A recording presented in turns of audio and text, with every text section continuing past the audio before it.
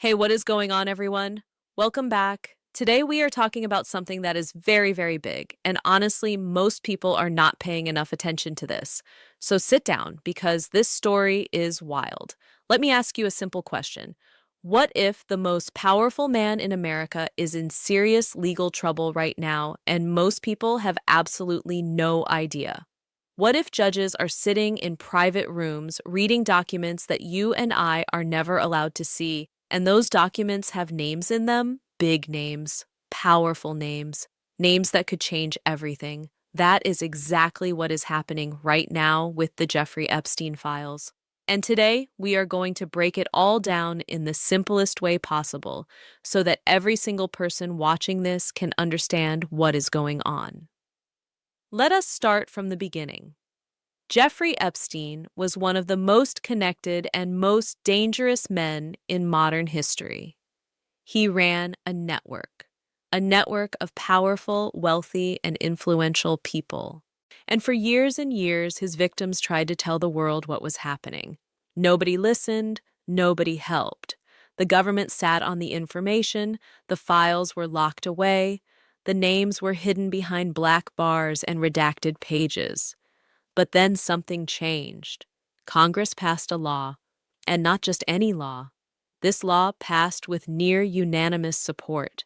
That means almost every single member of Congress, both Republicans and Democrats, said yes. Release the files. The people deserve to know the truth. And so the Department of Justice started releasing documents. More than 2,000 videos, more than 180,000 images, millions and millions of pages. Now you would think that is good news, right? Finally, transparency. Finally, the truth. But here is where it gets really complicated, because what the government released and what the government is hiding are two very different things. Think of it like this. Imagine someone hands you a book, but half the words in every sentence are covered with black ink. You can read some of it. But the most important parts, the names, the dates, the specific details, all blacked out. You cannot see them. You do not know what is underneath. That is what the public is getting right now. A book full of black bars. But judges? Judges get to read the whole book. Investigators get to read the whole book. Certain members of Congress, the ones with the right security clearance who go into secure rooms, they get to read the whole book too. And some of them are coming out of those rooms and telling us that what is underneath those black bars is not okay. Let me tell you about two specific members of Congress, Thomas Massey, a Republican from Kentucky, and Ro Khanna, a Democrat from California. These two men do not agree on much. They are from completely different political sides, but they both went together to the Department of Justice. They sat in a secure room. They read the unredacted Epstein files. And when they came out, they both said the exact same thing. 70 to 80% of the files are still redacted, still hidden, and at least 6 powerful, wealthy men are being shielded by those redactions for no good reason. 6 powerful men, hidden, protected, their names sitting underneath black bars that the public is not allowed to see. And when Massey and Khanna pointed this out directly to the Department of Justice, the DOJ actually admitted it. They acknowledged the over-redactions were a mistake. Now, let that sink in for a second. 2 members of Congress from opposite political parties looked at the real files, came out and agreed publicly that the government is hiding powerful people from the public. That is not a partisan thing. That is not a Republican thing or a Democrat thing. That is a something is deeply wrong here thing. Now, let us talk about the name that keeps showing up in all of this, Donald Trump. NPR conducted an investigation and found that the Justice Department withheld portions of the Epstein files that contain allegations involving President Trump. We are talking about material connected to claims that Trump sexually abused a minor. And some of the pages that mentioned him were removed from the public record entirely. Democrats on the House Oversight Committee looked at this and said that withholding that information could actually amount to a crime.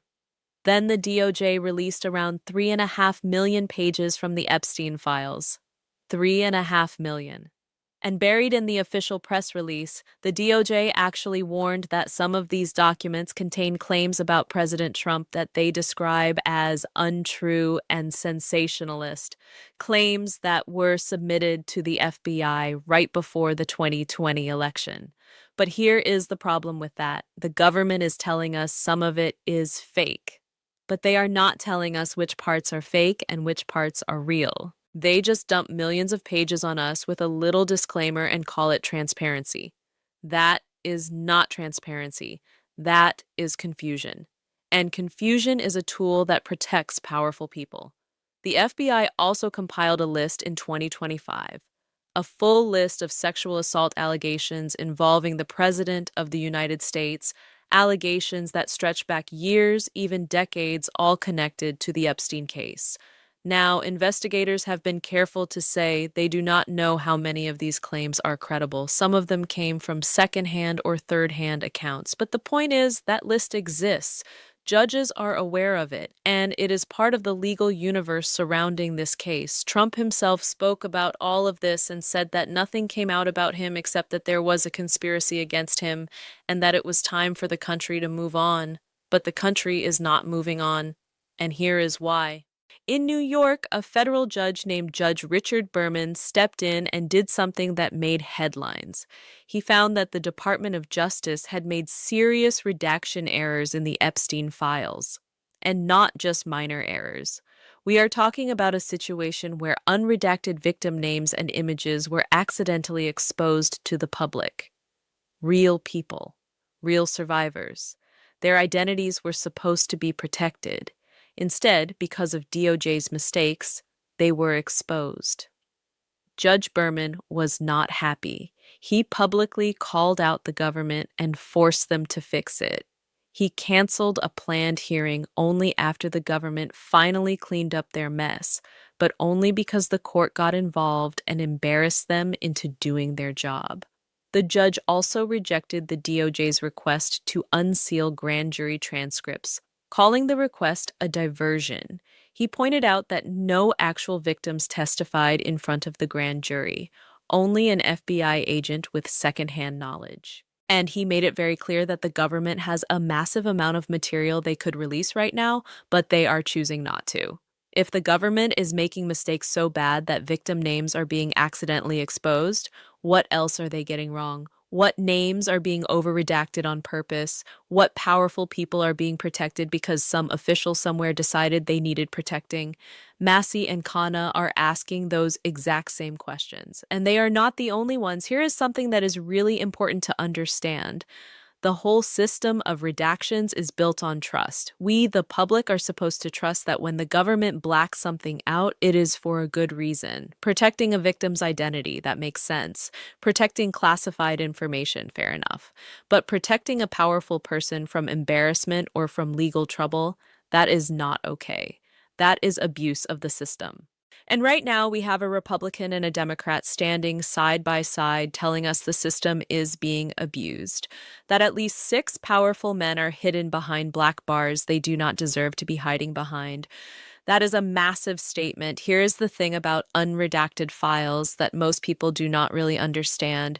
When you see the word unredacted, do not just think about black bars on paper. Think about what those black bars are covering. Unredacted files are the difference between knowing that something bad happened and knowing exactly who did it, when they did it, how they did it, and who helped them do it. In a legal case, that difference is everything. That difference can be the line between someone walking free and someone going to prison. The public does not have access to the full picture, but judges do. And in the legal system, what a judge sees matters enormously. Because evidence that a judge reviews, even in private, even in a sealed hearing, can still be used to build criminal cases, civil cases, and ongoing investigations. Even if the public never finds out what was in those files, the legal machinery can still use that information to pursue accountability. So when people ask, is Trump in legal danger from the Epstein files? The honest answer is we do not fully know yet. What we do know is that judges have seen unredacted files that mention him. The DOJ has confirmed that accusations against him exist in those files. Members of Congress are hinting that powerful men are being shielded, and the legal system is quietly working through 3.5 million pages of material that the public can barely access. That is not nothing. That is actually a very serious situation. Think about how these big cases usually work. It is almost never the public stuff that gets someone in the end. It is the private stuff, the sealed hearings, the documents reviewed behind closed doors, the conversations that happen between judges and investigators that nobody ever puts on television. That is where accountability actually happens. And right now, all of that is moving quietly in the background of this story. The victims of Jeffrey Epstein have been fighting for years. Years and years of pushing for these documents to come out. They have been told to be patient. They have been ignored. They have been dismissed. It took an act of Congress, passed with nearly every single vote, to finally force any of this into the open. And even now, with millions of pages released, 70 to 80% of the real substance is still hidden. These survivors went through things that most of us cannot imagine, and they deserve a full accounting of what happened and who was involved. Not a redacted version, not a disclaimer-filled press release, the truth. And the truth is still locked away. Every time the government hides something, every time they over-redact, every time they release millions of pages and then quietly warn you that some of it might be lies without telling you which parts, they make everything worse. They feed the speculation. They make people more suspicious. They make people fill in the blanks with their own theories. And in a case involving Jeffrey Epstein and networks of powerful people and accusations against a sitting president, those blanks get filled in very fast and very dramatically. The government could actually reduce all of that by just being fully transparent, but they will not, because full transparency means full accountability. And full accountability means powerful people facing real consequences. And that is something this system has historically been very, very reluctant to allow. Here is where we are right now. The DOJ has released millions of pages but hidden most of what matters. A federal judge forced the government to fix mistakes so serious that victim identities were accidentally exposed. Two members of Congress from opposite parties went into secure rooms, read the real files, and came out saying 6 powerful men are being protected for no good reason. Trump's name appears in the files with accusations that range from serious to unverifiable, and the government has admitted those accusations exist while claiming some of them are false without specifying which. And the legal system, quietly behind closed doors, in sealed rooms and private hearings, is reviewing material that could potentially be used in future legal action. This story is not over, not even close.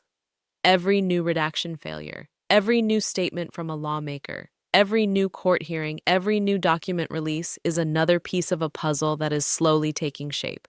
And the shape it is taking is not good for some very powerful people. Keep watching this story.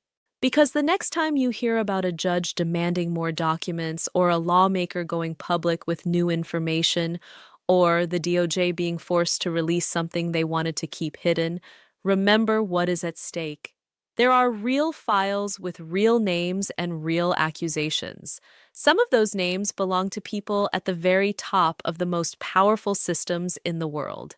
And if even a portion of what is in those files turns out to be actionable, the consequences will be historic. That is the story. That is why it matters. Stay informed, stay engaged, and we will keep bringing you every development as this unfolds.